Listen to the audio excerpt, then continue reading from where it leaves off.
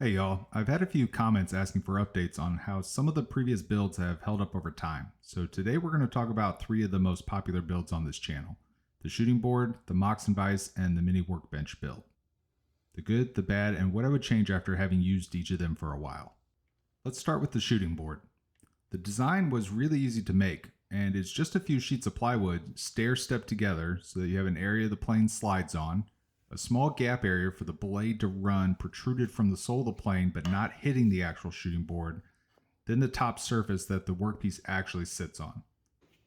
The headboard, being two pieces, has also worked really well. The short, permanently attached piece for real thin projects,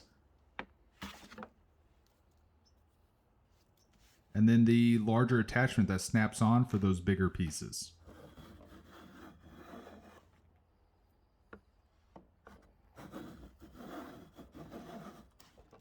The mitered angle stand or donkey ear has worked really well, but it does have one adjustment needed. When I put a lot of pressure on the piece, the back doesn't have any support against the header, and so it'll drift from time to time. So I have to add a spacer block back there to make sure it doesn't move.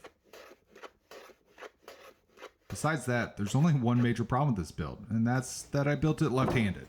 And I am not left-handed. I get a ton of comments saying it doesn't look like I'm comfortable holding the plane, or why am I holding it like that? And really it's because I am not comfortable holding it with my left hand.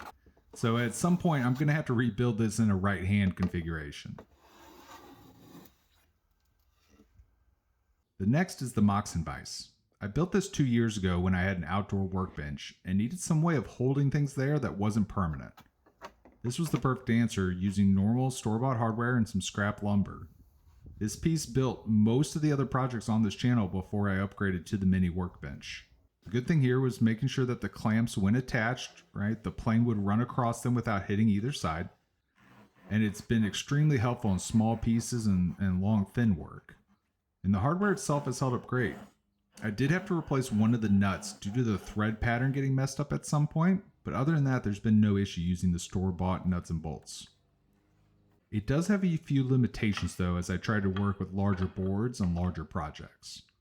First, the screws are just 12 inches apart, so it means anything longer than that can't fit down into the vise and has to sit on top of the screws. But I didn't build it very tall. It's only 2 inches on the top part of the vise, so there's no real holding power for large boards. And I also didn't think about this beforehand, but for these large boards, the way the clamps attach, they actually have to sit on top of the clamps, as well as the screws, sitting up even higher. So the next design of this should come with a much taller surface, which I addressed in the Mini Workbench build. Now this Mini Workbench was a game changer for me, and it's frankly replaced all my uses of the original Moxon Vise and a lot of the tasks I used to use the shooting board for. This was built with just common construction lumber and basic store hardware as well. One improvement I made was I used square nuts instead of hexagon nuts to make it easier for the recessing of those and provide a little more strength in the hold for the lumber, which has been great. The mortise and tenon legs are ridiculously strong and stable, so really my only weak point in this is the actual table I'm attaching it to. It's too light and flimsy, and it causes the whole thing to move around when I'm doing heavy work. So that will change once I build my full workbench and then have this attached to that when I need it. The plane stop on the side of this has been a lot more versatile than I realized. And while yes, I use it for planing, it's come in handy several times when I need just a flat reference surface when doing an assembly with pocket holes or some other assembly task. The tail vise is something I haven't used much of. I just haven't found myself in a situation where I've needed it. I said when I built it that I would use this as a test to see if I should put one in my full workbench, and so far I'm thinking not, but we'll see as time goes on. The star of the show here really is the upgraded Moxon Vise. This one has bolts that are 16 inches apart and has an 8-inch face, and that has been the best upgrade I've made in my workshop in 2 years. I have only one real problem with it, and that's when I need to cut a long board, I didn't put this close enough to the end of the bench. I have to have a piece hang out 8 to 10 inches to really cut it, and that far away from the vise does cause movement in the boards when using the saw on it. Long term, I really only expect to use this for joinery work, so once I finish my full workbench, I think this will still be perfect for that.